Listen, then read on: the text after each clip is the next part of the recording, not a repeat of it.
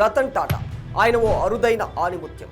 వేల కోట్ల ఆస్తులు ఉన్న అతనిలో అహానికి తావివ్వని తపస్వి. చెప్పాలంటే ఆయన ఓ నికార్సైన దేశభక్తుడు. దేశంలో వ్యాపారవేత్తలు చాలా మంది ఉన్నారు. ప్రపంచ కుబేరుల జాబితాలో బోలెడు మంది ఉన్నారు. కానీ రతన్ టాటా లాంటి వాళ్ళు ఒక్కరే ఉంటారు. సంపద ఉన్న ఆడంబరాలకు పోని వ్యాపార దిగ్గజం ఎవరైనా ఉన్నారా అంటే ప్రపంచంలో అలాంటి అరుదైన రతన్ టాటా ఒక్కరే. అయితే ఆయన వద్ద ఉన్న వేల కోట్ల ఆస్తులను తన దగ్గర పనిచేసిన వారికి పెంపుడు సుంకాలకు ఇస్తూ వీలునామా రాసిన సంగతి ఆయన మరణానంతరం బయటకు వచ్చింది. అయితే తాజాగా రతన్ టాటా రాసిన వీలునామాను చూసి ఆయన సన్నిహితులు ఆశ్చర్యపోయారట. ఎందుకంటే ఈ వీలునామాలో ఓ రహస్య వ్యక్తికి తన ఆస్తిలో 500 కోట్లు ఇవ్వాలని రతన్ టాటా రాసినట్టు తెలుస్తుంది. దీంతో రతన్ టాటా ఆస్తుల పంపకాల వ్యవహారం మరోసారి వెలుగులోకి వచ్చింది. వాస్తవానికి రతన్ టాటా మరణించే నాటికి ఆయన ఆస్తుల నికర విలువ 7,900 కోట్లు. కానీ ఆయనకు ఇంకా సొంత ట్రస్టులు, అనేక కంపెనీలలో షేర్లు ఉన్నట్టు తెలుస్తుంది. ఈ లెక్కన ఆయన మొత్తం ఆస్తి విలువ 15,000 కోట్లకు పైమాటే అంటున్నారు నిపుణులు.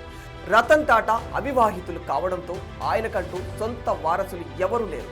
మరి లాభాల కంటే నిజాయితీకి ప్రాధాన్యత ఇచ్చిన రతన్ టాటా కష్టపడి కూడబెట్టిన ఈ ఆస్తి ఎవరికి దక్కుతుంది? అసలు ఆయన రాసిన వీలునామాలు 500 కోట్లు ఓ వ్యక్తికి ఇవ్వాలి అన్నట్లు తెలుస్తుంది. ఇంతకీ ఆ రహస్య వ్యక్తి ఎవరు? టాటా రాసిన ఆ వీలునామాలో ఇంకా ఎవరెవరి పేర్లు ఉన్నాయి? అయితే రతన్ టాటా ఆస్తిలో ఎక్కువ భాగం టాటా సన్స్లో వాటాల రూపంలో ఉంది.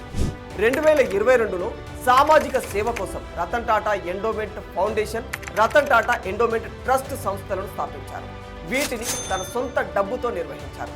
దేశంలోని అతిపెద్ద వ్యాపార సంస్థ టాటా గ్రూప్ హోల్డింగ్ కంపెనీ అయిన టాటా సన్స్లో టాటా ట్రస్ట్ల మొత్తం వాటా 66% ఉన్నట. లిస్టెడ్ కంపెనీల్లో టాటా సన్స్ మార్కెట్ విలువ 16.71 లక్షల కోట్లు ఉందని అంటున్నారు.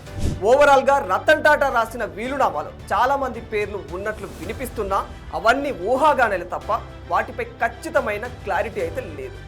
చట్టం ప్రకారం ఎవరి వీలునామా అయినా సరే దాన్ని అమలు చేసే వ్యక్తి ఎలా ఉండాలంటే వర్తించే చట్టాలను దృష్టిలో ఉంచుకొని మరణించిన వ్యక్తి చివరి కోరికలను నెరవేర్చాలి. మరణించిన వ్యక్తి ఏదైనా ఆస్తులను వీలునామాలో మెన్షన్ చేయకపోతే అలాంటి ఆస్తులను డిస్పోజ్ కూడా చేయవచ్చు. ఇక చట్టం ఖచ్చితంగా చెప్పే సూత్రం ఏంటంటే వీలునామా అమలు చేయనంత వరకు మరణించిన వ్యక్తి జీవించి ఉన్నట్లయితే వారి ఆస్తులను ఏ పద్ధతిలో డివైడ్ చేసేవారు అచ్చం అదే పద్ధతిలో నిర్వహించాల్సిన బాధ్యత కార్యనిర్వాహకులకు ఉంటుంది. మరణించిన వ్యక్తి స్పెసిఫిక్ గా వీలునామాలో ఆస్తుల గురించి ఎలాంటి ప్రస్తావన చేయకపోతే అప్పుడు మరణించిన వ్యక్తి కోరికల ప్రకారం ఆ ఆస్తులను విభజించబడతాయి.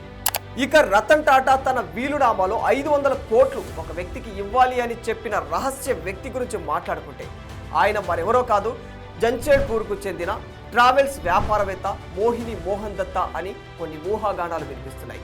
రతన్ టాటా దగ్గర ఆయన సుమారు 6 దశాబ్దాలుగా ఎంతో నమ్మకంగా పనిచేశారట. తాజాగా గ్రూప్ హోటల్స్లోని తాజ్ సర్వీసెస్తో 2013 నుంచి మోహన్ దత్తాకు చెందిన స్టాలిన్ ట్రావెల్ ఏజెన్సీ కలిసి పనిచేస్తుంది.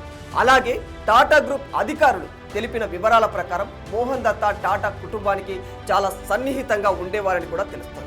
రతన్ టాటాకు 24 ఏళ్ల వయసు ఉన్నప్పటి నుంచే దత్తాకు ఆయనతో పరిచయం ఉందట.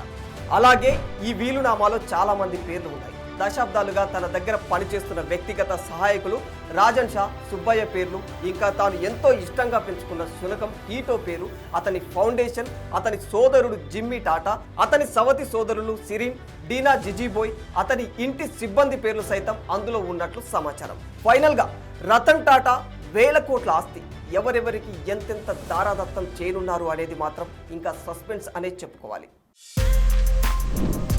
For more videos like this, subscribe Big TV channel.